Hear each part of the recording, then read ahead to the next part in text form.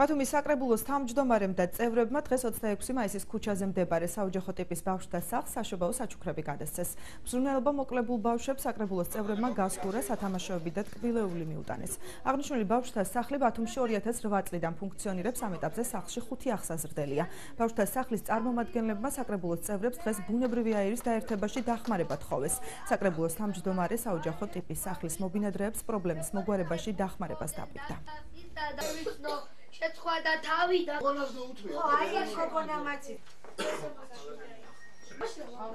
ეს ბავშვები ყველანაირად უზრუნველყოფილი არიან.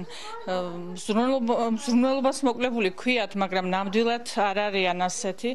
მათ ყველაფერი აქვთ გარდა ეს ოჯახის არის შექმნასაც ჩვენ ვცდილობთ. ჭირდება ბუნებრივი გაზი, რომ კონდეს გათბობა და საძინებლებში რომ ბავშვებს კონდეთ სითბო. პირველ რიგში მიულოცა მინდა ამ ოჯახს, მიულოცა მინდა მთელს ქვეყანას, შობის ბრწყინვალე დღესასწაული.